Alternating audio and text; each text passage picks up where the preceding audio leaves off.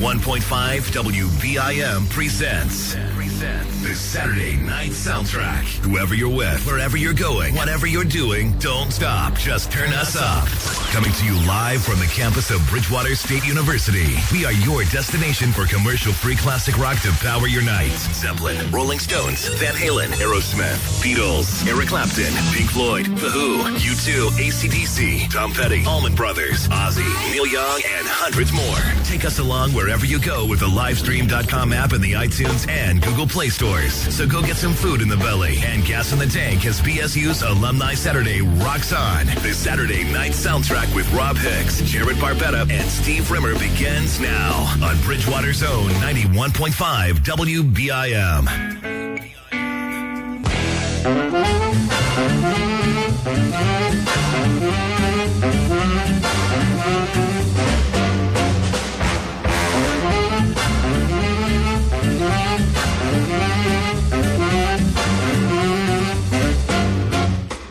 Bah, 91.5 WBIM Bridgewater.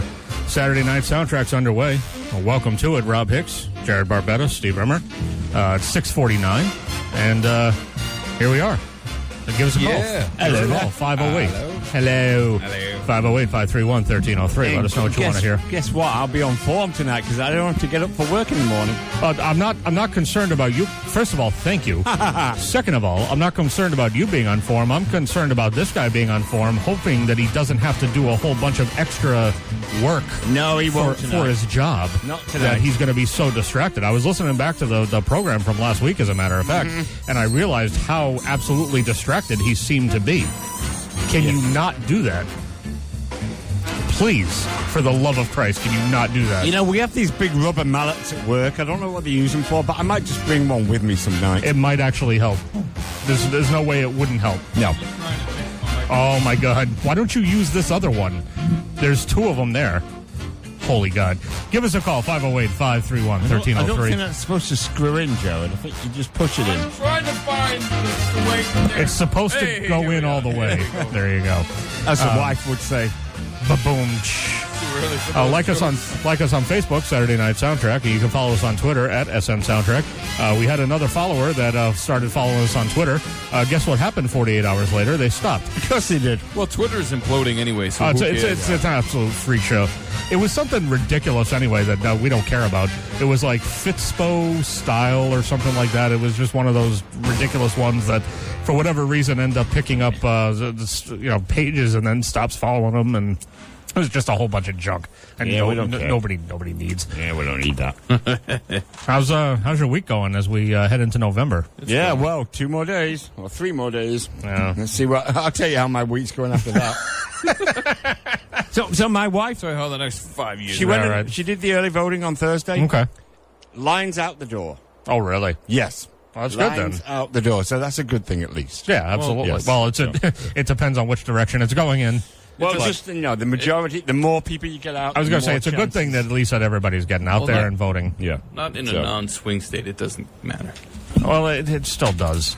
Because you never know. You never know how things are going to go. Nothing is nothing's guaranteed. I get that Massachusetts is a non-swing state, but I mean, whatever. Who knows? Yeah. This guy. I mean, as far as everything else has been going in this whole election cycle, everything else is unprecedented. So Massachusetts' performance, for all we know, could be unprecedented as well. You have no idea how it's going to go. Nope. But other than that, everything, you took Wednesday off, right, Steve? I know. Unfortunately, I did, yes. Okay. That was my original thing, but then because I had a doctor's appointment. I did, yes. No, I was willing to go with it because I didn't know where he was going with that. No, I did, but because I had a doctor's appointment on Monday, I had to switch with somebody. Okay. So now I'm off on Monday, and I have to work Wednesday, but again, I'm home at 2. So, there you go. I'll still watch all the returns coming in. Right. Now, you don't do what they do in England here, do you? Probably not. No, they're not allowed to bring out exit polls or anything like that until the polls have actually closed in England. So the news media can't kind of influence whether people say, it's not worth me going to vote or not. I'm actually going to defer to Jared on this one because I'm not entirely sure if that's is that a thing or not? No, it's not a thing. CNN will be running it all day. Okay. Yeah, they talk about it all day. Yeah. Right. I mean, they talk about it, but do they do actual exit polls? Yeah. Yeah, they do. They're like, look, Oklahoma closed at 47 over 9. Yeah. Woo! So it can 47 over 9 makes no sense, but that's fine. You get the I get where you're going with it, yeah. So that's interesting, though, that they're not allowed to do that over there. No. I mean, I guess it makes a certain modicum of sense. Exactly. But at the same time, it's just sort of weird. I was trying to think back, because I don't think there's been a past election cycle that I can remember where I really gave enough of a crap to wonder what was going on all day long during Election Day. Yeah, but a lot of people do, though. You know, the funny thing is that a monarchy can do better. Yeah, I know. A monarchy can be a better democratic at it than we are. Yeah. At this point, I don't doubt that. I don't doubt that at all. Here, world, here's the two best things that we have to offer. AIDS and cancer. Oh, and then you just got to choose, and then the whole choosing part is just, well, how do you make that distinction? How does it happen? You can't.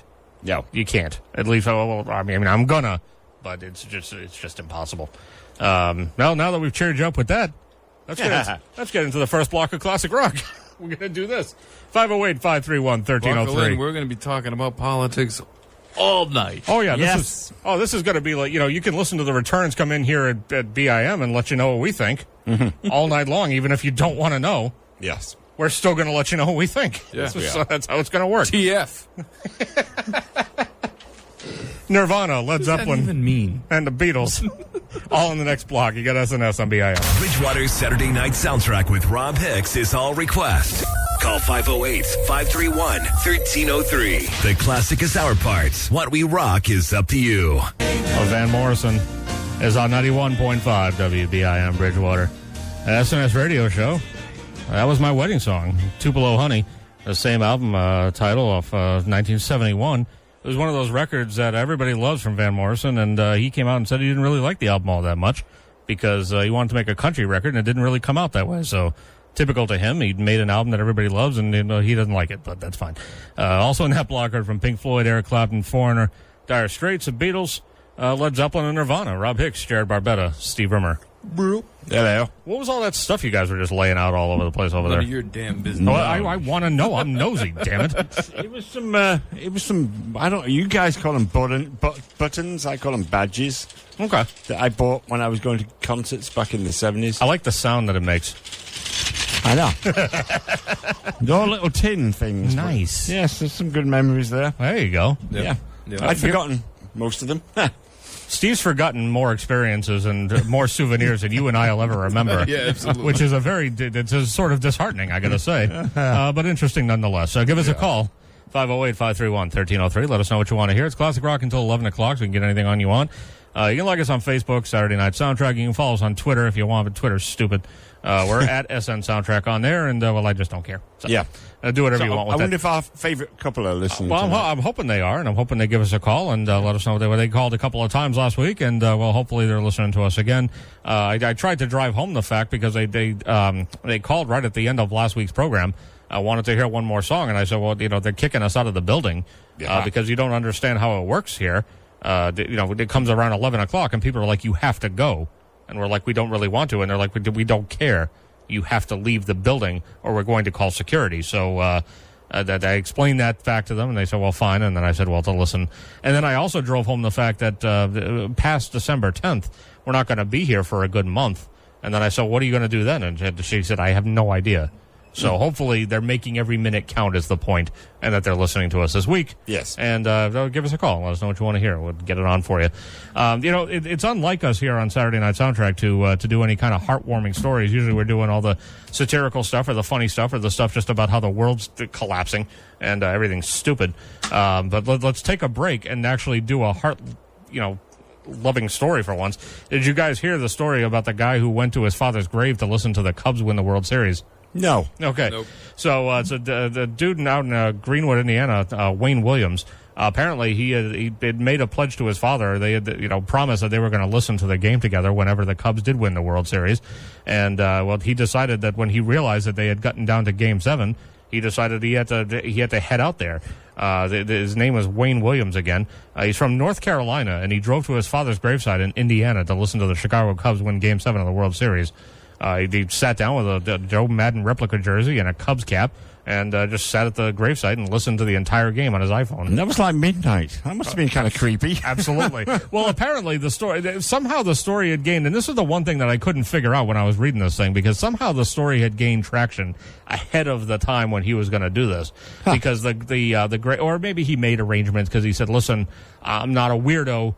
I'm going to be doing this because this was the thing, and can you accommodate me?" The cemetery people knew he was coming and left the gates open for him, and then there were some TV people that were there as well by the time he got there. So he probably called ahead of time, recognizing this is going to seem a little odd, and if I don't, make arrangements ahead of time, well, people are probably going to call the police. So he made sure that didn't happen. He was 68 years old. He's a retired customer trainer, and he said that he had to drive along the unlit roads and stuff, which made it a little difficult, but he made the trip all in one day. And also said that I guess his father had passed away. His father was only 53, and he passed away of cancer in 1980. Oh, wow. And ever since then, he had said, if they ever get that far, man, and if they ever get to, And my question is, well, I guess it didn't really matter, right? Because it had to be game set. Because I was going to say, what if they had won earlier on and he hadn't had time to make the arrangements? Or what if they had been... I know. What if they hadn't been the team in the deficit? Would he have had to drive out there, like, every night? Like, you know what I mean? Like, while he's waiting for them to make the best 5 out of 7, would he have to keep driving up there? And then, the Indians win a few, and he's like, come on, man. I can't keep doing this. I just got to listen to the actual game where they win. So, do you know that the players don't get paid for post-season plays? Well, no, they don't, because it's all built into their bonus in some way, right? No, Isn't it a bonus they get structure? paid for the season, and then what they do is they take a portion of the gate of the first 3 or 4 games of the postseason, and that goes to the players. But not from every game of the postseason, because they didn't want the players to extend or throw games just to play extra games so they could get extra money. So it's like the first 3 or 4 games is a particular percentage of the gate that goes to the players. I feel like that's very confusing. Yeah. Extremely confusing. I know. But at the same time, they are making millions and millions of dollars. Exactly. I don't feel bad for anybody. But then again, some of the newer rookie players that were on those 2 teams, they're only making like up to $500,000 a season, and their bonus for doing the playoffs was like $375,000. So for them, it's worth it. Well, yeah, absolutely. Because then they're getting the difference between. Again, I'll take $100,000, but the difference between $500,000 and what is it going to come out to be, like $775 probably if they win the world? You know what I mean? That difference does make a huge dent. Yes, it does. So I can't even fathom making $500,000 in a year. Yeah. Holy God, I can't even think about it. I don't even want to think about it. I'm going to cry. I got my Social Security statement today, and it tells me how much money I've made over the last 15 or 20 years. Yeah. And of course, I took a major hit when I went from Target to Wegmans. I'm like, holy shit. It's like half of what I used to make. I'm like, oh. Yes. So, there you go. Is Peter in there? Yeah. All right, good. Is he listening to the program or no? I didn't quite get it out. No one's listening. I mean, it was a holy ass. I mean, Don't make... I know. Let's not belabor it, sir. Nope. Oh, great. Woo. So my phone's up and running, apparently. Your phone. So, if anybody doesn't understand, so Steve took his wife's phone. She knows about it, by the way. It's not like he just stole it on her. Which Jared and I thought that's what he meant at first, and it was a much more entertaining story when he just stole his wife's phone. Yeah. But that's not the case. So Steve's phone has been a brick since Thursday, apparently, for no good reason. But apparently, so he's got his wife's phone, and she just apparently sent a text. No, Derek sent me a text. Oh, Derek sent you a text? Yeah, he says, well, I got you, phone is up and running. I also forgot I set you up with automatic iCloud backup, so you'll have all your contacts and pictures. Oh, good. So he restored the whole thing. I have a... Did we find out what's wrong with it, though? What happened to it? He said it's something that's happening to several iPhones right now. We don't know what it is, but it's not just affected me. Here's a good thing is that, as I said this on the way into the program, at least your phone is not breaking out and catching on fire. Yes, exactly. You know? It's not a Samsung. It could be worse. The whole situation could be worse. Well, it's lesser of two evils. Is any of this related to that? There was there's a new. It's a minor one, but there's another iOS update getting pushed through. Oh, is I think it's like 10.1.1 or 1.2 or something like that. I tried to and I set it up to do it last night because you know how it gets annoying and it asks you. It's like, do you want to do this now? I'm like, no, because I don't want my phone to be out of commission for 45 minutes. You want to do it later? Oh, yeah, okay, fine. So then you put in the thing to do it later, and it's like, it'll do it later if it's plugged in between 12 and 4 a.m. I'm like, okay, good. Thank you. So I woke up this morning, and all it said was verifying update, and it just kept saying that, and I had to shut my phone off and turn it back on. And when I turned it back on, it hadn't done the update. Now it's still asking me to do it. So I'm wondering if whatever's going on is some bug affiliated with the new update. And I don't know if it's like, now I'm like, well, do I want to do it? Or is it some bug in the new update and maybe I want to skip this one and just wait until the next one comes out? Yeah, I don't know. Yeah. I don't know. Again, it's not catching on fire, so I don't really care. Yeah. No. All of you out there were like, I told you the iPhone's still great. Shut up. Yeah. You don't know what you're talking about. The iPhone is fine. The iPhone does everything I ever needed to do in life. Almost. And it's fine. Yeah, it's fine. I'm never getting another phone that's not. And I don't care even when I get the one that doesn't have the stupid headphone jack in it, which I'm dreading, and I hope they put it back in at some point. But if they don't, the next phone I get is still going to be an iPhone. Yeah. Me too. I'm due and for it makes you think when your phone goes down just for maybe 2 days. Oh my God, the amount of times you realize how much you use it. Oh, absolutely. Yes. I mean, I don't want to say that I'm part of the generation that's addicted to my phone, but I mean, it becomes a part of so many things that you do during the day. I don't know what this is. Well, let me look it up real quick. Oh, exactly. I'm going to listen to some music while I work. Oh, well, that's all on my phone. Well, I've got an appointment to get to, and I need directions. Right, absolutely. I was actually contemplating actually printing out a sheet to tell me how to get to somewhere that I need to get to on Monday. Whatting out a what? Huh? Whatting out a what? Printing out a sheet. Well, I don't understand paper. The words that are coming out of your mouth. Is that directions? Is that a British thing? Yes. I don't understand what you're talking about. Crazy. How do I know which way is right when I don't have a condescending voice telling me which way is right? And I have the English voice on my phone. Turn right. Oh man. I don't know. Well, see, I don't care. Because I used to work in a prison, so we didn't have our phones on us. Oh, that's true. You had to put up with it, didn't you? Yeah. So you got used to it at that point. Yeah. Well, it was so much better. Yeah, I bet. Oh, good. I don't have to panic about leaving the house without my phone. I don't have to worry about leaving my phone somewhere, or dropping it, or smashing it, or just getting. But, I mean, just simple things like at work today. I always use my phone to see what time it is. Right. Didn't have it. Nope. I got to take a watch with me. Yeah. Nope. I didn't care. Yeah. You use the finger rule, right? Where you put your hand up on the horizon, and then you see. You look for the sun. Yeah, and then you're like, oh, all right, so that's 15 minutes, and that's 50. Okay, good. So that's how much time I have until it gets dark. And don't forget, talking about time, put your clocks back. Do you guys not know? Oh, yeah, absolutely. Do it.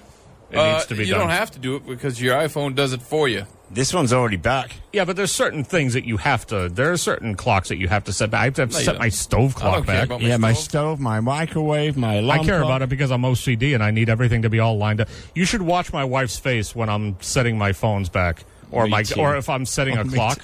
I sit there with my phone and my finger on the button on the stove, and my wife's like, "The hell are you doing?" And I've seen my wife set a clock back before. It's horrifying. To me. Yes. All she does is go boop boop boop boop, and I'm like, "How do you know that's the and right then time?" She's like, spends... "Well, it's close enough." I'm like, "That's ridiculous." No, they've got to. What is this? The 19th century? If you can see the two clocks, the microwave and the stove, they both have to change at the same time. Yes. Oh my! What's not to know about that? There's no question that absolutely has to be the case. Oh, absolutely. I don't know if you're joking or not, but that has to be the case. And she does it, and she's like, "It's close enough." I'm like, "No, I've redone it myself too." Yeah. As soon as she leaves the room, I'm like, "Fixing this crap right now. This is ridiculous." Siri, what would we do without our iPhones? Mm-hmm. Is he gonna answer? I don't know. I don't think you pressed it. No, she doesn't want to answer me. What are you doing? Are you trying to do a bit? I was trying to get her to answer me, but now she's not going to answer me. But it's fine. I don't care. Well, that's another condescending bee right there. She is. She really is. I plug her into my car and she has to yell at me. Your phone is not compatible with this device. Blah, blah, blah. I don't care. I just want to listen to my music, man. A woman. Yeah. Yeah. Oh, it's Exactly. always like them. Always just interrupting you. We're going to get into this later. What's that? I got stuff written down here. Oh, all right, here we go into the music. Yeah, this is it. Classic rock. If you need any calls, call us, and we'll help you out with the music selections. And there we go, 95.1. 91.5. 508-531-1303. Thank you for trying. Thank you. Yes. That was right. Yes. You guys almost do my job for me, but not quite. Rolling Stones, Heart, Metallica. They're all on deck. SNS on BIM. If your bed is in a small town and that's good enough for you, you're one of the only listeners who can hear us on an actual radio. Scrolling through the radio and found you guys, man. Awesome. Congratulations. Bridgewater's Saturday Night Soundtrack with Rob Hicks on 91.5 WBIM. There's Metallica at 91.5 WBIM Bridgewater. Saturday Night Soundtrack with their Seeger cover. That was from the Garage Inc. album. And for that had Heart, Rolling Stones, Rob Hicks, Jared Barbetta, Steve Rimmer. Yes. I just happened to turn around to my left here and notice that there's a Bill Cosby record standing up here. What? There's an old Bill Cosby album that's standing up against the glass over here. I had a feeling the guy before us left it here by accident. He might want to come back in and get it back anytime he wants. Hey, speaking of reprehensible human beings, you guys remember this guy? Well, I mean, the writing looks similar and the spelling is the same, so I can see the conclusion the cops would draw, or the writing exemplar person would conclude they were both written by the same person. There it is. You're caught. Kill them all. Course. Robert Durst is apparently he's heading into court on Monday, finally to face some charges related to the fact that he murders people. And I'm a little hazy on how this all worked, as he would say. Did he? So apparently he's been in jail for a while on weapons charges or some other kind of charge, but this is the first time that he's actually heading into court to face his charges related to his murder investigations. So I don't know if did something recently come up and now all of a sudden or was this just the slow wheels of justice turning? It's the slow wheels of justice. Since the Jinx came out, what was that, about a year and a half ago now? Well, then you figured that like the Jinx was in production beforehand. Right. Usually when you see something, it's usually a year. Correct. That it took, usually. And what type of I'm trying to remember too, because obviously that clip we heard at the very end there was him from the last episode of the Jinx, talking to himself in the bathroom because he's a nutcase, and talking about how he's caught and he killed everyone and the burping and everything. And the burping.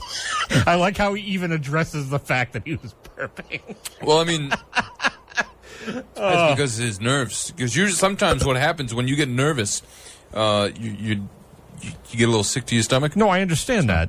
I get it. What happened there? But the very fact that he just mentioned it to himself was hilarious. Oh, it's like, you've been caught. Oh, and the burping. What did I do? Killed them all, of course. So anyway, so he's and let's not forget one of the bigger crimes on his docket as well, stealing a sandwich from Wegmans. You just can't be doing that crap, dude. No way. The funny thing, and it's the truth for most cases, right, on that kind of thing. So you got Whitey Bulger, right, who was captured because of a cat. And if Fred Durst, or not his name, Robert Durst, Fred Durst is fine. As far as we know, we don't know. He could. I mean, I don't know what he's up to these days. Well, you got Robert Durst, who then is captured for stealing a sandwich from Wegmans. Right. Oh, you almost have to ponder, if he didn't steal that sandwich from Wegmans, all of this wouldn't have come. Well, true. So, I mean, probably eventually he'd be caught, but right. The catalyst of everything was the sandwich. Well, Wegmans once again, public service. There you go. Getting Robert Durst arrested. It's always those little tiny things that always get someone caught up. Of You course don't it even is. think Oh about yeah, it. absolutely. Yeah. Or the fact that little tiny things like I killed this guy and cut his body up, and then somebody found the axe in a store, the secondhand store or whatever. Oh, my bad, or whatever the case was. That and then he was like, well, and I loved how they tried to justify that in the court too. It's not what he did after the fact. It's whether or not he killed him. Oh, really? Because cutting people up into tiny pieces is usually a sign of normal activity. Well, that's true too. But you got to think about the way how the justice system works too. Unfortunately, because when you charge somebody, you have to make sure what you're charging them with is worded specifically, because otherwise what happens is what happened in that trial. Right. They're like, well, no, we're not going to talk about the fact that he murdered somebody. We're talking about the fact is for this, this other situation. Right. Keep out of your mind that he murdered somebody. We're not talking about if he murdered someone. We're talking about, do you think he's capable of murder? And it's the wording that you do. If you screw up on your wording, that's you're going to have trials that carry on forever. No, that's true, actually. And also, it also comes down to what sort of charges they go for, too, because you can get prosecutors who get all cocky and decide to go for first-degree murder. So, well, you don't have the evidence to support that. But sometimes you can get them on a second degree or a manslaughter or something like that and at least give them some time. It all depends on the case. It goes case by case. But that's one of the things that I think a lot of times they shoot for the moon. Yeah. They overshoot and then they don't get it. But I'm interested to see what ends up happening with this because I didn't realize that he was actually finally being brought up on the murder charges. Yeah. I knew he had been in jail for the weapon stuff or whatever else it was, but I didn't realize that they had actually finally gotten around to arraigning him for murder. After what's it been, like 30-something years now?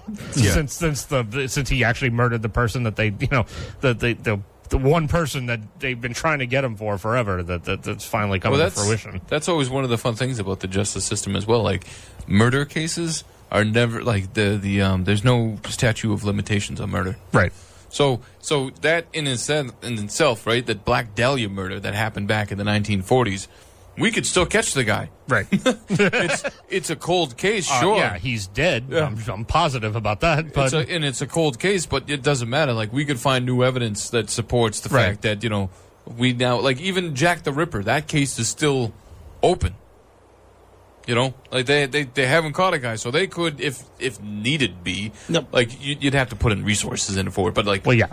You could still do that. Sure. Like, So talking of cold cases, have you been following the Amelia Earhart stuff that's coming out this past they week? found her body. Yep. But did they? Yeah. Yes, they did.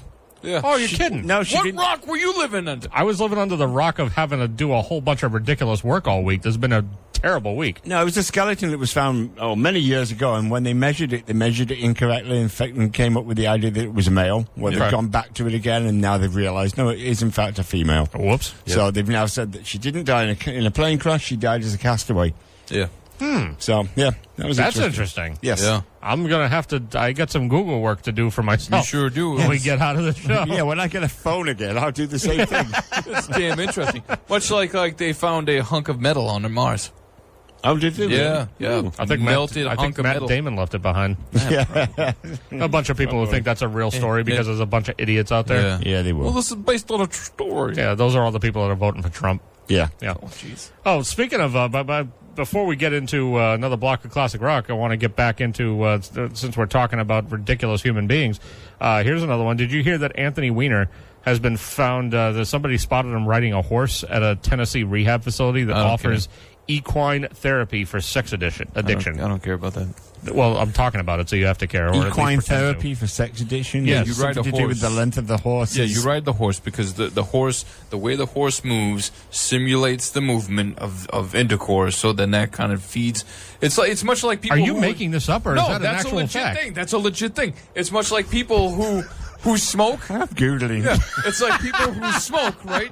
People who are smoking, they tell you, oh, don't smoke. Have a lollipop because it's the same sensation of taking something out and putting back in like a cigarette. It's the same principle. Well, except for the fact that you have nicotine, which is an addictive substance that people need in their bloodstream after a while. I don't think the lollipop's going to cut it. Well, no, but they tell you psychologically that helps out. Similar to riding a horse, which simulates the movement of intercourse, helps you out with that. I don't care. I did always figure that's why ladies like to ride horses, but... Yeah. I always wondered about that. It seems to be, and the ones who do really do. Oh, yes. You know what I mean? They go for it. Apparently, it's called the recovery ranch. Remember the old style that they used to ride side saddle? Yes. Did you ever notice those saddles had a big protrusion that they would put either side of? I didn't notice that. Oh, yes. Those Victorian women. Anyway. We're here to discuss and inform. Yes, we are. I said discuss, not disgust. No. It depends on how What you else take you it, got I on suppose. that list of yours? No, we're going into more Closet Rock. Okay, here we go. We're going Where's to do my it. food? Where's my food? Got to be here actually? soon. Is he having trouble getting through the metal detectors out there? Is that the problem here? I don't know. No idea. We'll find out, I guess. ZZ Top, Allman Brothers in Boston. All coming up next. You got SNS on BIM. Those major market stations have high-profile sponsors. Hosts with 30 years of experience and over 20,000 watts of power. Well, we have a British guy. Check and Mates. Steve Rimmer is on the Saturday night soundtrack on BIM. It's Tom Petty, 91.5 WBIM Bridgewater. SNS radio show. It's a double shot of Tom Petty, which I almost felt bad about, except when I played the first song, I started hearing Jared telling Steve to wake up. And all sorts of sarcastic stuff going on out there. And, well, now I don't feel bad. Well, I got a Don't nice little cap nap then, so that was okay. Jerks, all of you. 508-531-1303. Let us know what you want to hear. We're doing Classic Rock until 11 o'clock and get on anything that you want. Thank you very much to Campus Pizza for delivering us delicious food. Yeah. Thanks for fueling bigotry. I don't necessarily know what that means, but that's fine. It's all okay. It's not a problem. Well, because we always get on, we're always harping about something. No, we're always harping about it. We harp about everything. If we do, I mean, we wouldn't have a show if we didn't harp on stuff. We should just change the name to Harpies. Herpes. You know, maybe, We're on a college campus. Maybe some weeks we can be harpies. Maybe other weeks we can. You know what I mean? We could do one of those deals where you just sort of move Constantly your changing. Yeah, just change the name of the show every week. Yeah, every week. Yeah, so one week we'll be the elitists, and then we'll play. That'd be perfect. You know, I still dictators. like the elitists, by the way. Yeah, I do. That's a damn good I name, like ain't it? The elitists are on. And then here we go. We're going to play some dictator stuff against some Nazi music. Yeah. But it's going to be satirical, so it's going to be fine. Yeah, it'll be fine. So, Like hey, everything else, everything is going to be fine. Speaking of that, did you guys hear about the? Let's talk about him again. Did you guys hear about Trump now complaining or making fun of Hillary for having Jay-Z perform at one of her concerts? Well, no, I didn't hear that. Do we understand why? I know why he's upset. Because of the language. Yeah. Yeah. And here he is talking about it. I was thinking, maybe I'll just try it. Should I use that language for one of them? Can you imagine if I said that? So, he used every word in the book. I won't even use the initials because I'll get in trouble. They'll get me in trouble. And the great thing is that he goes on to say that he's never used that kind of language in his life. Yeah. Oh, that's great. No, you just say that you're going to grab him by the... Yeah. And that you moved on him like a... Yeah. And that you tried to... but she was married. You just say all that stuff, but that's fine. That's you fine. don't say the N-word, so you're good. You're good. That's fine. Not a problem. You're just a sexist. You're not a racist bigot. Oh, wait. Yes, you are. Yes, you are. Yeah, orange-faced moron. You overgrown Oompa. Did you hear that? Well, except, I mean... N-word. The hell, man. Yeah, the great thing is that body-wise, he's overgrown. I think hand-wise, he's sort of on par with the Oompa Loompas still. It's like Willy Wonka that just made didn't a catch up. mistake in... have to put it back. And everybody's going crazy. Did you see that everybody's going crazy, too, because apparently he has a new... Basically, like they talk about a woman, that he's got a new hairdo, and everyone's like, oh, is he trying to look more presidential? Because it's a little less orange than it used to be, Yeah. and it's parted different, and it's cut different in the back. You know, I kind of took a step back these past few days. Yeah, all you got to... I mean, that's basically lipstick on a pig at that point, if he did change anything intentionally. Yeah, this is the point in time where people can actually get to the point where they're going to be able to do something about this, and of course I can't. Right. So I have to I'm pretty snap, much idiot. resigned to the fact that we're screwed. Oh, we're screwed either way. Yeah. There's not a question, but let's not expedite matters. Let's try to be screwed in a more gradual fashion. Well, it's You like know I what I mean? told Rob on the way in, right? Did you know that, like, all 5 major extinctions were caused by a disruption in the carbon footprint, right? Yeah, this was a pleasant conversation that we had driving into the program. Can I just say, and then you could, I'm going to let you finish. But before I do, can I just say that driving in with Jared is a very relaxing experience in that I get to save up all my talking for the show because I don't really say that much in the car. Word in edgewise. I basically just kind of sit there, look at my phone, every once in a while go, and that's pretty much it. Yeah. Or I say, oh, tell me more about that crazy idea. So, like I was saying, the scientists have it down, right, that all 5 major extinctions that have come across this planet have been caused by a disruption in the carbon landscape. Yeah, the carbon landscape of things, if you will, right?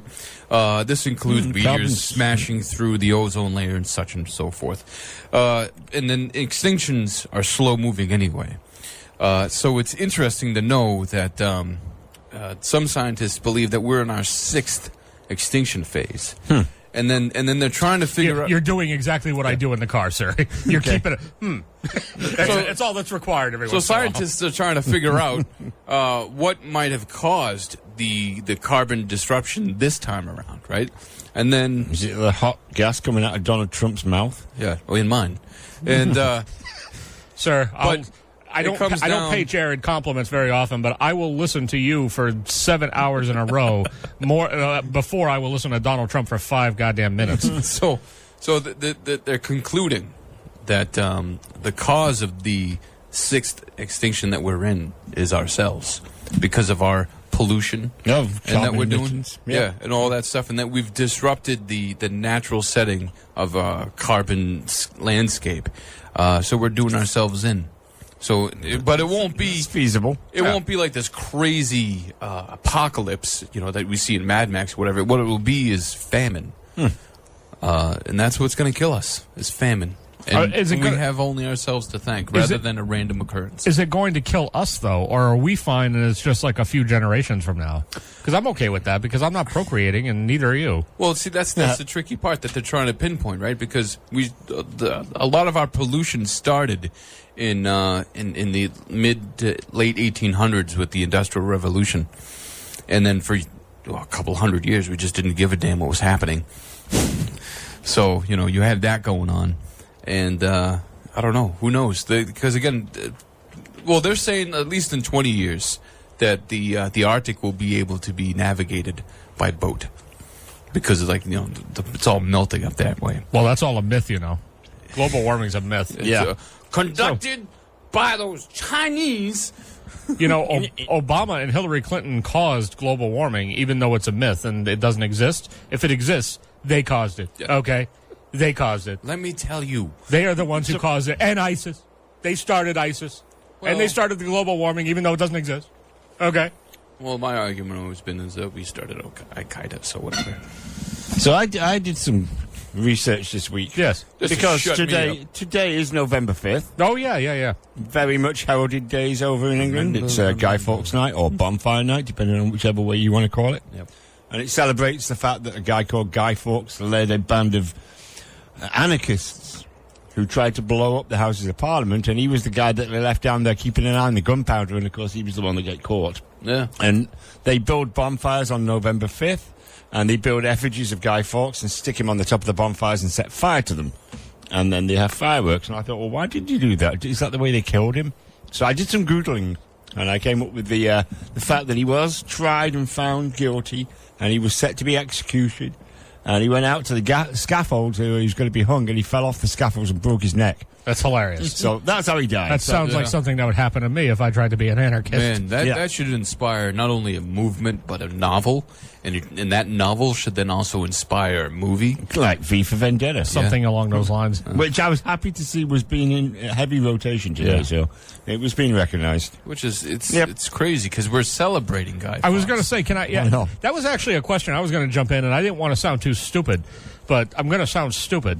So, do they not like Guy Fawkes, and they're celebrating the fact that he died? Yes. Or do they like him, and then they're like, hey, long live Guy Fawkes? No, you think that they'd make effigies of him and stick him on top of a bonfire and set fire to it? The fact that you said he set fire to him, I figured that meant they didn't like him, and they were celebrating the fact that he was dead one way or the other. Exactly. And how long ago was this? Oh, God, 1620? Yeah, 1620. Yeah. Something like that. Yeah, 16. I mean, I knew it was a long time ago, but I didn't know if it was the 1800s, 1700s. No. I had no idea. Well, even you think of that, right? That guy had a statement in mind, right? You wanted to make a statement Well, he was just a doofus that got. Well, yeah, but I mean, he was a part of an organization that wanted to make a statement, like a stamp on history, right? Right. Yeah, 1605. And ultimately, he did. You know, he made his statement. Oh, hang on. What am I saying here? Oh, yeah. Yeah, 1605, because he died in 1606, because that's when he broke his neck. So there you go, kids. As Jared Barbetta has just told you, go out and do something stupid and try to blow things up, because if you want to make a statement, you will. Yeah. Well, I mean, that's kind of like, you know, it's strange, because usually in history, we try to snuff out the things that we don't like. You know, we try to quiet it down or whatever, or bury it a little bit.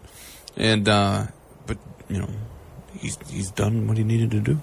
Well, like a lot of people forget about the bombings that happened on Wall Street in the early 1800s, you know, but that's because we keep it quiet. We don't talk about it. We don't have like the thing where we're celebrating those people or like bringing out those effigies of those people. We're not doing that. And another big block of classic rock. Get into this. Ooh, man. Hey, my armchair is out and warm. Give me some of that. It's toasty. Ooh. I am here to depress you. Tell us about the Zappa track we got coming up. It's my T-shirt, actually. Steve, can I just put Steve out on a thing here on with a a spotlight? Yeah. Why not? Steve, like, he showed me these postcards that he made back in the 80s, and some of them are pretty damn amazing. Right, and then he shows me like these logos that he had made up for Zappa, just as a fan. Good God, they're amazing. Really? And you're just like, why aren't those on the back of this guy's records? And even I don't think the Family Trust logo that they chose eventually was great. After looking at the things that you've done, and I'm not saying this because I'm your friend. I'm saying this like as a person that appreciates graphic art. Like, those should be on the back of those things. Absolutely. I'm going to point out one more time that not only the souvenirs that he collects and is like, oh, I just forgot about these. They're like the coolest things ever. He makes the coolest souvenirs more so than we will ever remember or forget. Then he shows me like these photos that he took of his parents' house with him in the photo, but he has it arranged where it's like this nice artistic collage of the thing. Oh, why is that framed? That's amazing. When you go, can I have that? Yes. Nice. Oh, yeah. Here we go. Here's Montana. This is Frank Zappa, 91.5 WBIM Bridgewater. Give us a call. Let us know what you want to hear. 508-531-1303. I might be moving. It's Jimi Hendrix at 91.5 WBIM Bridgewater. Saturday Night Soundtrack. John Fogerty was before that. Aerosmith kicked it off with Frank Zappa, Rob Hicks, Jared Barbetta, Steve Rimmer.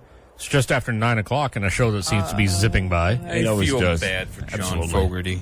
Why do you feel bad for John Fogerty? Because there was like 20 years where he was not allowed to play his own music. Music that he wrote. I actually heard him being interviewed last week about that very subject. Like, that has to suck. I wrote this song, man. You're not allowed to play it. Right. I wrote it. Don't care. And you know what's great is hearing, this goes way back to when I was doing the show here when I was actually in college, and I would listen to I'd watch the VH1 Behind the Musics, and we'd do spotlight artists and stuff on the show that we did, and every time CCR came around, we'd play some clips from the VH1 Behind the Music, and I used to think it was so funny how arrogant John Fogerty was until I started thinking about the fact that he was arrogant and right at the same time. Like, he'd basically be like, there was one quote that I loved where he basically said, I tried to pretend that all the quality of the band was not coming from one person, and I got away with that to an extent. And then he's like, well, everyone thinks about him as CCR songs. He's like, well, John Fogerty wrote those songs. Creedence didn't write those songs. And he's absolutely right. Yeah. And when he finally sort of let loose on the reins a little bit and was like, here, you guys can each, and they did this at one point where he said, listen, I'm sick of being the one doing everything, and everyone basically saying, you're the only one doing anything, and we want our creative input to be heard. And he said, fine, everybody can have a third of the album to write. The album they put out was Mardi Gras, which is one of the worst albums they ever did. So it sort of proved the point there. Yeah. That, John Fogerty's very full of himself, and he's also very right for being so, because he was Creedence Clearwater Revival. There's no question about that whatsoever, and I agree with you. It sucks that it ended up getting turned around on him, and he couldn't play his own songs for a couple of decades. And, like, I just, as a creative person myself, I just cannot imagine that kind of what that would do. Oh, absolutely. To your psyche. I created this. I'm not allowed. Nope. I'm not allowed to acknowledge that I did it. Can't do it. Can't play it. Hey, I kind of want to play Rolling on. Nope. Yeah. I imagine him in his big mansion. Can't play Proud Mary. Nope. And he's got his guitar out. I'm going to play. No one's here. And I'm going to play, Who Will Stop the Rain. Right. Here we go. And then all of a sudden, some lawyer shows up. You can't do that. He's just like fooling around. He's in the shower. He's like down on the corner. Someone busts in. They're like, stop it! You can't play that. He's in the shower. But I'm not just. Stop it! Fortunate son just like shower up. Fortunate son, stop it now! Hey, little traveling band. I told you. Damn it! Oh. 508. Get away from this. 531-1303. Let us know what you want to hear besides ourselves. And we'll try to get anything on that you want. Unless you're John Fogerty, we won't play your music. We won't, unless we're legally able to do so. We'll make sure first. We'll make absolutely sure first. Steve, you and I are married. Not to each Not other. to each other, as we hasten to point out. Not that ever gets old. I love it. Yeah. What now, sir? We've mentioned this before on the program, and I think it just bears mentioning again, especially today. Do you ever notice that days, or maybe I should whittle it down to even just saying mere hours that you have planned and slated to do particular things, tend to run polar opposite to the plans that your wife has for you? Always. Okay. So, obviously, as you know, I do a radio program on Saturday nights. Do you really? Yes, I do. Very interesting. And, it's great. You should be there sometime. Okay. And so I have a limited amount of time to get ready, especially, when I work during the week all week, and then I have a certain amount of time when I have things that I need to get ready for the show. There's a misconception because of the fact that I work from home either 2 or 3 days a week, depending on the week, that I have all this extra time to do this stuff. Mm-hmm. Well, I don't, because I'm working. Exactly. I have an actual job that pays me to do stuff I need to get done. So chances are the weekend's the only opportunity that I have to really sit down and do it. And as I mentioned, the show is Saturday night, not Sunday night, which means that Saturday afternoon, I sort of need a good few hours to be able to sit down. And so, I do the trash and everything on Saturdays because that's my chore that I do. Mm-hmm. And I did that very faithfully. And I got it all done by like 12:30. And it was like 12:30, and my wife texts me, and she's like, well, do you need anything at Ocean State? No, I think I'm good, thanks. Okay, because I'm there, but I don't have my wallet. Can you bring my wallet to me? Yeah, sure, I guess. Oh, and we can get lunch while we're out. Okay, fine. I'm still willing to acquiesce. Mm-hmm. I need to eat. Yes. So we get lunch and everything, and then on the way home, before we leave, she's like, hey, when we get home, I want to move the exercise bike into the basement and put some stuff up. Okay. And Go ahead. I'm thinking to myself, you're just telling me what you're going to do while I'm working on the program. Mm-hmm. But that's not the case. You're telling me this because you want me to participate in this. Yeah. Okay, fine. So we get home, we move the exercise bike down there, and then I'm helping her hang things and hold things, and I'm like, kind of looking at my phone on the side because I'm like, it's almost 2 o'clock. I still need to take a shower, and I still need to prepare for the program because I've only got a few hours to get ready for the show. And this is the one day that I have to get ready. Now, are you talking to her about this? Or? No, this is all internal monologue. This is internal. Okay. This is happening in my head. Yeah, because you'd be dead. No, if it I came don't. out. I'm not going to come out and say it. And she doesn't listen to the show, so it's fine. Mm-hmm. So none of the fact that I'm actually thinking this. But good God, woman, I've only got a few hours to do what I want to do. Just let me do what I want to do. Mm-hmm. But no, it's like my time is earmarked with all these things that have to, and again, we've discussed this. I know we've discussed this. I remember having this exact conversation, but I felt today that it was even more applicable. See, I say. I did a very similar thing today. I come home and my daughter's there, which is great. I like to see Sid. I don't see her often enough. And then she leaves, but then Jean starts to mop the kitchen floor. She starts to do this and that. And I'm like, I need to be able to walk through there because I need to get changed. I need to do... Right. Why are you mopping the floor now? Stuff has to happen that requires that as an avenue. Exactly. Now, please leave that available as an avenue. They don't care. No, they don't care. They don't care at all. Nope. You're a man. You don't have any place to go. You have no plans. Yeah. And my plans usurp your plans. Yeah. So there you go. Coming up at 10:50 or so is when we're going to do the FCC violations of the week, as we always do. Last week, we played a flashback of the best of, or maybe I should call it worst of, that we did last week, or the last semester rather, which was just sort of a little collage of some of the things that we've maybe goofed up at the time. I don't know what you're saying, and I don't know why you're doing it. Subliminal messages, my friend. Please stop it. Next week's going to be glorious, Steve. I'm not going to have this to contend with. Why is he not here? Yeah, he's not here next week. I'm not here next week. Sorry. Yeah, so I'm going to be able to complete thoughts. Yes, and I'm not going to have ridiculous sounds going on behind me when I'm trying to speak and do a show. I like Black Sabbath, so they've always got subliminal messages going on. So I figured I'd do the same because I like our show. Could have fooled me.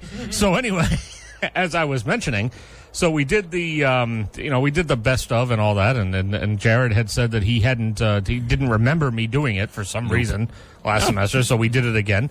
And then after that, he made this statement, and I felt it was necessary to sort of point out kind of the follow-up on this. I appreciate that clip, because even though I'm crazy, I'm hardly a guy on there. Because you know me, we're off the radio. I'm cursing absolutely every other word out of my mouth. But for some reason, I'm good. The following week.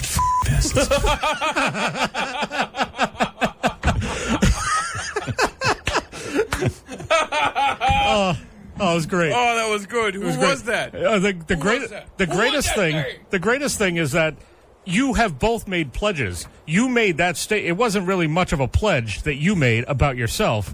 Steve made an outright pledge near the beginning of the semester. I'm trying to be good this year.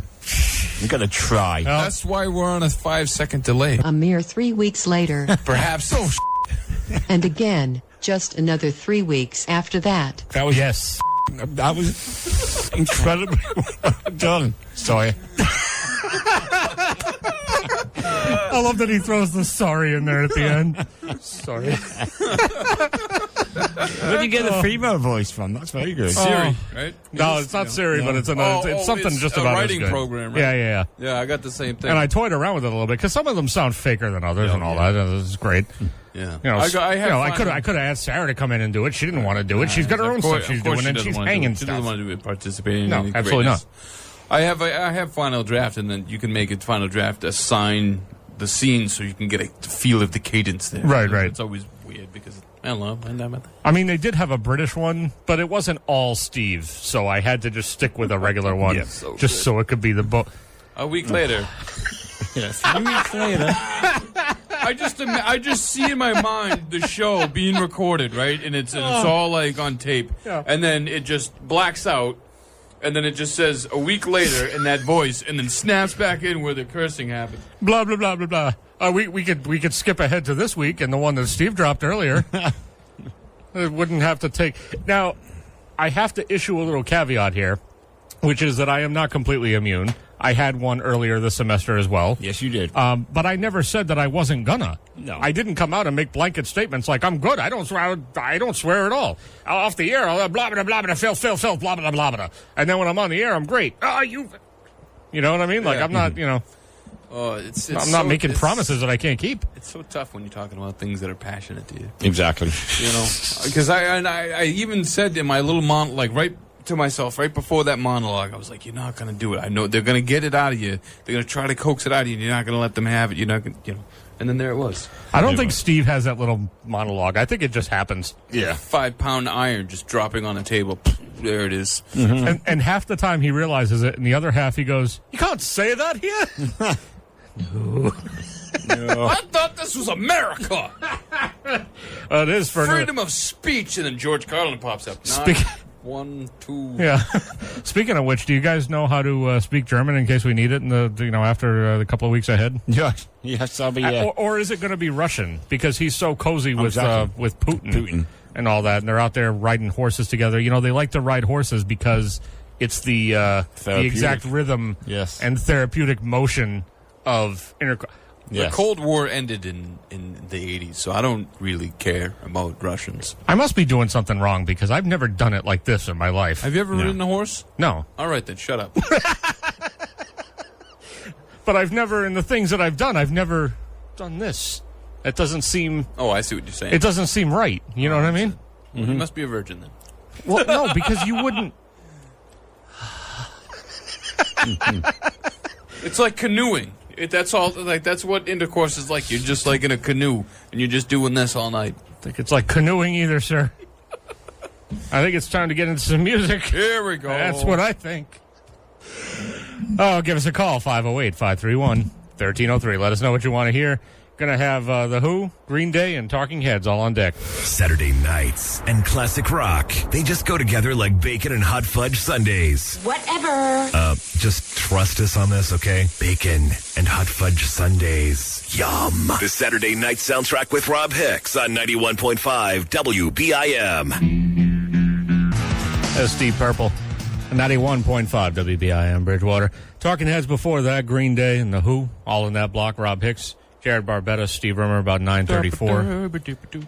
And did you guys see? Jared, you don't count because you didn't. I'm sure you didn't see it. I did. It's a lie, sir. No, it's not. Steve, did you watch the? Did you watch the Patriots versus the Bills last week? Oh yeah, I didn't Yes. see that. Well, yes and no. I thought we were talking about the other thing. No, I don't even know what other thing you mean. Walking Dead. Oh no! But you know what? We'll get to that.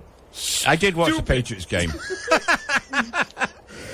Did you watch the whole thing? No, because the Mexican Grand Prix started late into the second half of the game, so I went over to that instead. So did you?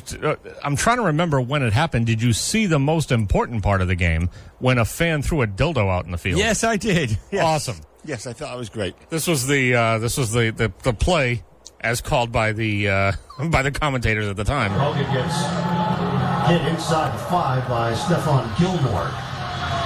Some fan threw something right out on the field, too, at about the 1-yard line.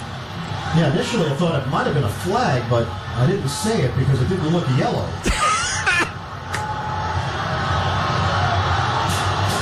So they've discarded that. And it's now 2nd and goal. It was a big one, too. Oh, absolutely. Well, it definitely wasn't a flag. No, it definitely was not a flag. No. And I looked up and I happened to see it just out of the corner of my eye. And I even before they even really said anything about it, I looked and I was like, and they started talking about it. And my wife was watching the game with me, but she was just looking at her phone. And I was like, no, that wasn't a flag. That looked like a big dildo. Yeah. And she was like, what? And I was like, I think someone just threw a dildo out on the field. And what it was supposed to represent. You know, that's the thing, is that after having seen that, I have many, many questions. Mm-hmm. My first question is, was it a man or a woman that threw it out? Mm-hmm. My second question, what was the message that you were trying to send?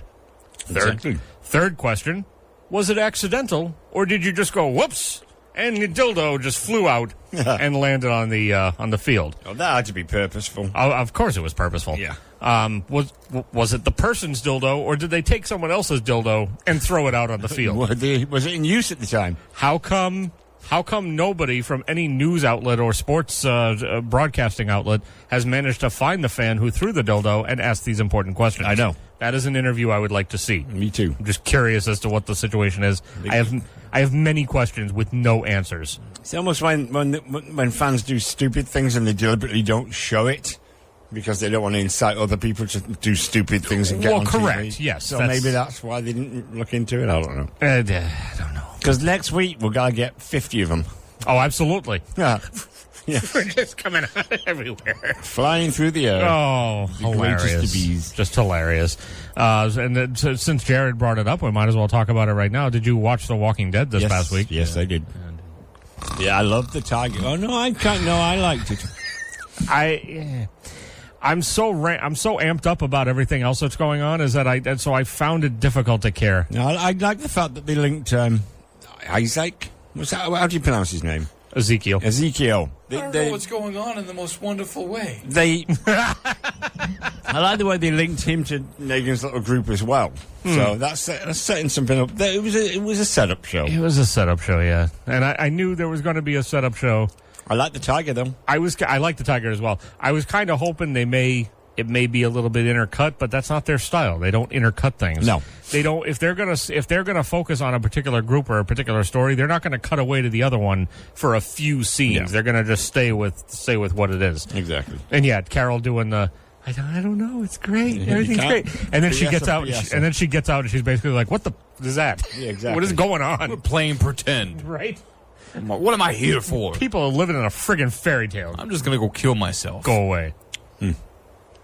I'm wondering what's going to happen with Carol this season, because I mean, obviously she has to die. We're completely off the we're off the beaten path now because the comics aren't going to give you any indication. She's been dead long time. She's going to meet her death novels. Similar to the way that she does in the books. Calling it right now, it's on record. But you think that's going to happen now? Yeah, absolutely. Because they've done that in the past. Like someone was supposed to die like within the the first arc in the comic books, and then they carried him on in the show, but then he died the way he does in the comic books, but 2 seasons later. Whatever. I don't think they'll kill another one this season. Yeah, they will. They have to. The stakes are raised. Unless they do it for a mid-season, I could see them doing someone else for a mid-season finale, perhaps. Because their mid-season finales tend to be a whole lot better than their season finales in general. They tend to really ramp it up for the mid-season, and then you're like, wow, that's a great mid-season finale. And then you get to the actual season finale, and you're like, you serious? That's what you came up with? You got to think about it, too, because they have to find a way to top the season ender of last season, and they have to top the beginning of this season. So, whatever. Is every one of your sentences about this program going to end with whatever? Yeah, when it comes to this thing, So, Steve, you and I will talk about the show, undeterred. I will call next week. No, you just won't. so I can say whatever. No, you never call. You never call when you're doing your lodge things with your lodge friends. You don't care about us. It's like we don't exist. We've talked about this on the program before because we've actually tried to figure out if there's a way to prank call you at the lodge, which I would totally do, but there's no way to dial out because it's a one-horse operation here in the studio. So even if you were going to answer the phone potentially at one of those things, we can't call you anyway. So it was a waste of our time. But the point being is that you're not going to call because you pretend like you don't, and then we try to message you, no responses to messages. Yeah. Because you're doing your lodge things with your lodge friends. And that's how it goes. Is it lodge friend or large friends? Well, in some cases, probably both. I don't know. Lodge friends. Sometimes, who knows? I don't know who. Whatever. I don't care. Whatever. Isn't Mike one of his large friends? No, absolutely not. I see what you're saying, but no. Nah. I wouldn't say friend. Okay. I thought he actually legitimately meant lodge, like he was a Freemason. No, I said lodge. Can you imagine? I don't want to. Try to imagine. I don't want to. Just for a minute. It's like imagining people I don't want as president. Oh, wait. I've been doing that for months now. God damn it. Stupid. Yeah. Whatever. Next block of classic rock. Oh, here we go. Here we go. Super Saturday Night Soundtrack. What's that supposed to be? Queen Rush and Leonard Oh, Skinner. wait, are we playing the Fast Queen? Why are you yelling all of a sudden Because I'm now? excited. I don't need you to talk now. I needed you to talk 2 minutes ago, and you didn't. That ball was dropped, so now we're moving on. Vincent Price wrote a bunch of cookbooks. SNS on BIM. Stay connected with these guys. Like the Saturday Night Soundtrack on Facebook. Follow SN Soundtrack on Twitter. And subscribe to the Saturday Night Soundtrack channel on YouTube. Now you can get as much of Rob, Jared, and Steve as you want. Anytime, anywhere. And who doesn't want that? SNS on BIM. That's Bob Dylan. 91.5 WBIM Bridgewater. Saturday Night Soundtrack, or we have to call him Poet Laureate. Bob Dylan now, or what's the title once you've won a Nobel Prize of any sort? Nobel Peace Prize winner. Well, literature. So he won the prize. I don't know what they call it. You know what I mean? Because I was wondering, I was trying to figure out, 'cause when you win it for literature, does that make you a laureate automatically, or is that just poetry specifically? Yeah, that's poetry specifically. I believe. I'm going to look into it. Yes, do that. Nobel. In the meantime, Nobel Prize winner works for me. There you go. I'm just going to call him Bob Dylan. There you go. He's and of course by now he's broken his silence on the whole deal, and he came out and said he gave an interview to Rolling Stone, which is going to be officially printed, whenever the next issue comes out, and he said about it that he was just speechless about the whole thing, and it was an honor to him and all of the stuff, and it's kind of like. You wonder if he just sort of backpedaled a little bit and said what a lot of people wanted him to say. I think so. Or if it was sort of a mix between the two where he was honored but then thought, I'm not going to say anything about it anyway because I'm going to keep up the appearance that I've kept up for so many years of not caring about such things. And he was like, well, I might as well just say it because now everyone's giving me crap. So at any rate, he said that he will attend the ceremony, quote, if it's at all possible. The Nobel Gala is on December 10th. So it remains to be seen if he's going to be there or not. But either way, he's a Nobel Prize winner no matter what. So there you go. 508-531-1303. Give us a call. Let us know if there's anything else you want to hear. I say else as though we've gotten calls. Last Classic Rock Block's coming up, so you can get your requests in for that and anything else. And then next week we're going to be back, but we're going to be back without Jared. Woo. Yeah, it's never as much fun. No, it's not. I joke with Jared all the time, but then I've told him in all seriousness the show kind of misses a beat a little bit here and there when he's not here. What time's your meeting until? Actually, I was just thinking about that because I actually might be here. Oh, good. Yeah, I might be here. Did that sound insincere? Oh, good. Great. Everything you say is insincere. Yeah. Because what we're having the guy that found the Witter pirate ship. I don't care. Okay. I'm just going to be Jared about this. Yeah. No, I don't care. The guy, his name is Barry Clifford. We're going to have him at the lodge speaking about the pirate ship, him finding it. He's going to have some pirate treasures, and that's all starting around 2 o'clock. Oh. So I think if I do this right. Well, isn't there time enough to do other business in that meeting if you need to? Oh, yeah, absolutely. But, so I think the chances are pretty good that I'll be here. Oh, good. Good. All right. Well, then there you go. I've lied to all of you. Jared may be here next week. Being that this is still, not really, since 2015, a democratic country, let's have people call and say they want me here. There you go. Oh, great. Watch that phone line up, baby. I tested the phone earlier. It is actually connected. I did notice that. I saw that. That was hilarious. Just wanted to make sure. No one's going to call. Nobody wants me here. No, absolutely not. No, nobody wants me here at all. If you don't want Jared here, call. Better. They're like, well, now we're just freaking confused about what we're supposed to be doing. Mm-hmm. Do either of you guys, or at any point, have you ever watched the Jimmy Kimmel Show? I don't. No, I don't. I don't really watch any late night TV. The only thing I ever what's the late night? Yeah, the only thing I ever really watch at Jimmy Kimmel's every once in a while on YouTube. I'll watch the celebrities reading the mean tweets because those are hilarious. Yeah. So I'll check those out. But otherwise, I don't really know that much about the show. So apparently, there's an ongoing gag that he's had going for years, where he has parents upload videos to YouTube of them telling them that they've eaten all of their Halloween candy to see how the kids react. Yeah. And this is apparently a thing. I didn't realize it was a thing. And then I came across it this week, and I just decided, well, maybe I should just play one of the contributions just to show you how mean these parents can actually be to their children. Mama and Daddy got hungry last night, so we ate all your Halloween candy.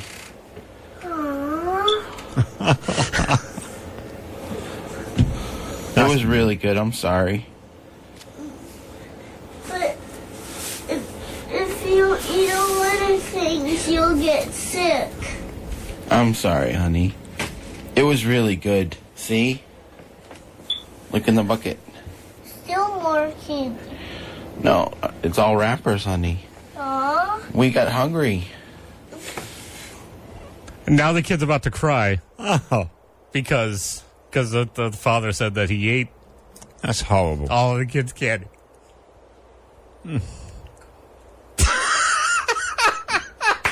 That's it? Oh, well, there's an aftermath to it. Because then they go on to tell the kid that they didn't really eat all the candy. And then, that's obviously just the obligatory. The kids are then, by that point, relieved. You didn't eat all the candy. Oh, my belly. That was funny, huh? When I was in bed, my belly was growling. It was? Yeah. So now, so apparently the kids going to bed hungry because their belly's growling when they go to bed. And the parents just think it's hilarious to make them think that they ate all their candy. Am I alive now? And this is something that apparently parents can post to YouTube. I just pulled it up. Oh, good. There's a whole big pile of them in here. We're going to talk when we're off air, sir. Oh, absolutely. I have some things to say. Yeah, and let me say also that it's sort of ironic that the kid is telling the father that he shouldn't eat too much of any candy or anything because he'll get sick. Yeah, I can tell you all day. Because these people are not exactly the slimmest people in the world. Yeah. Neither one of them. As a matter of fact, in the second video, when you hear the mother come in, if I were the wife in this couple, I would punch him dead in the face because you don't see either of their faces, but you just see her belly in like the second video, like the mother, like you just see with some jiggling going on, and a kid saying that she's hungry when she goes to bed, and the parents think that's hilarious. I think child welfare services may need to be involved. Mm-hmm. I don't really know, but it just doesn't sound like an ideal situation. No. Yep. This is apparently a thing that Jimmy Kimmel's been doing this, I guess, for about 4. Because I had to Google it because I didn't know what the hell was going on. I'd never heard of it before. And apparently he's been doing this for like 5 or 6 years, having parents do this kind of thing. Mama and Daddy got hungry last night, so we ate all your Halloween candy. And it's actually believable when you see them that it's possible they could have actually put away all of that candy in one night. Mm-hmm. Yeah. Some people just shouldn't procreate. No, definitely not. I should have done someone a favor. Avoided all this. Oh, man. Yeah. I'm hearing noises from down the hall. Is it getting rowdy down there or what? It is. I feel like it's... I feel like it's the same group all the time, no? It was a late start. Doesn't it always seem like it? Because... Well, we never get to see... Well, we saw them one week. We did. It was, like, rowdy that week. Mm-hmm. And then... cops were here. All sorts of stuff was going on, and we were like... cops are here, like, everybody's swarming. We're just moving our way through the lobby. We're like, excuse me. I just want to get to my car. Do you know whose car this is? No, I just got to get home. Just let me get home, please, for the love of God. Oh, last block of classic rock, gentlemen. Okay. Let's do it. 508-531-1303. If there's anything at all you feel like you want to hear, you got SNS on BIM. The Saturday Night Soundtrack. Saturday night. Saturday night. Saturday night. Saturday night. Actually, pretty nice little Saturday. WBIM.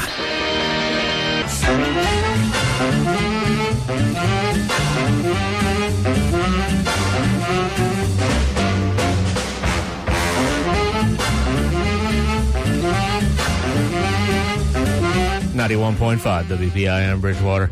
Saturday night soundtrack, about time to pack it up for another week. Rob Hicks, Jared Barbetta, Steve Rimmer. I get it. Yeah. You're sending out an SOS. Yeah, we got the points, Sting. Yeah, did they run out of lyrics at the end of it or something? Bro, I'm sitting around, what do we write now? I don't know. Well, let's just repeat the same thing over and over again for the last 2 minutes. That was probably Sting's idea. But sometimes it works. I mean, I like when Van Morrison repeats himself. I could listen to him repeat himself and go la la la or da da da like all day long. Yeah, that's fine. And then there are other times where it doesn't work as well. Mm-hmm. Well, that la la la and da da da aren't really words. They're, whatever. Right. But like with that, it works if you're repeating the words and then you're fading out. But you don't have like a 30-second break of repeating the same word. And this is coming from Jared, who actually likes the Police. I do. I actually more so than I do. I actually told Steve it took me a while to gain appreciation for this. But damn, they're good. So the Police for you are like Pink Floyd for me. It took me a while to gain my appreciation of Pink Floyd, but I love them now. And I didn't get it. I think when I was younger, they grew on me a lot, and I love them now. I got Pink Floyd when I first listened to them. I had the same problem with Tom Petty. It took me a while before I really... Oh, hang on, no, I still don't like the first. So we'll be back next week, and Jared will potentially be with us, or not, or maybe for half the show, or whatever. But whatever amount of time you're able to spend with us, sir, will be a privilege. Last week when we left here, it was Halloween. Did we see any costumes on the street or no? No. Few. I honestly... It was too dark. I was going to say, I feel like last week was honestly a blur. I can't really remember. I saw a few. All I remember is Jared reaching over to try to do my seatbelt for me because nothing else. Okay. Just a seatbelt. Because do my what? Because I never buckle my seatbelt in this car. I always forget. and the thing always starts to ding, and then he yells at me. Yeah, it's always annoying. And if you wonder if he actually yells, yes, it's a legitimate yelling. It's not a full nothing. Sam Kinnerson, nothing fake, full on.